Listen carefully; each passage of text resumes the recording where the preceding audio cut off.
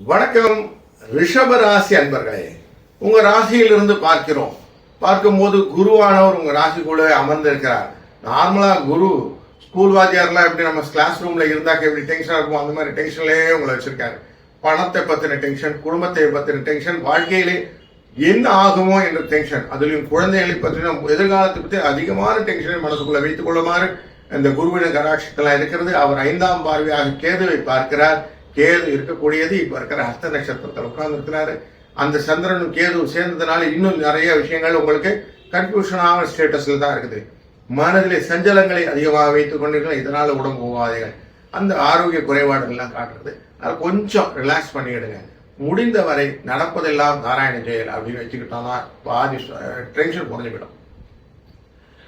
அந்த குருவானவர் பார்க்கக்கூடிய பார்வை அப்படின்னு பார்க்கும்போது உங்களுடைய ஸ்தானத்தை 7ஆம் இடத்தை பார்க்கிறார் அப்படிங்கிறது மட்டுமல்ல, வாழ்க்கையில சுபிட்சத்தை கொடுப்பதற்காகத்தான் இதை பார்க்கிறார். புரிந்து கொண்டீர்கள். அதனால் வாழ்க்கையில அதிகமான அர்த்தங்கள் புரிய ஆரம்பித்து விடும் அப்படின்னு தெரியாது.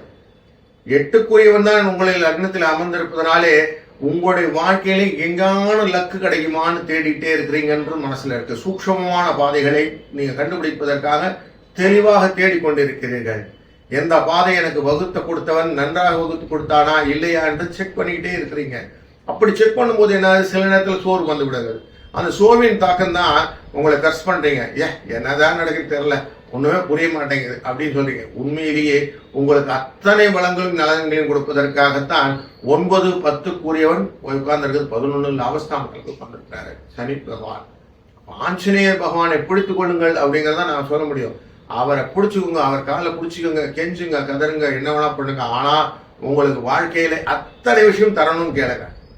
சகல ஐஸ்வர்யங்களும் வைத்திருக்க பகவான் அவர். சனீஸ்வரனுக்கு கட்டுப்படாத மனுஷன். அப்போ உங்களுக்கு கொடுக்க வேண்டியதெல்லாம் கொடுத்துருவாரு இல்லைங்களா?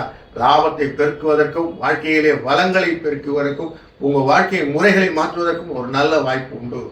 அதனால் ஆஞ்சநேயர் வழிபடுவதும் 3, 6 என்ற எண்களை பயன்படுத்துவதும், முடிந்தவரை சிவப்பு கலரும் மஞ்சள் கலரும் கலந்த அந்த துணிகளை உபயோகப்படுத்துவதும் இல்ல நிறங்களை பயன்படுத்துவதும் மிகுந்த பலன்களை தரும் என்பதை மனதில் கொண்டீர்களானா இந்த வாரம் உங்களுக்கு சுபிட்சமான வாரமாக அமையும் என்பதிலே ஐயமில்லை.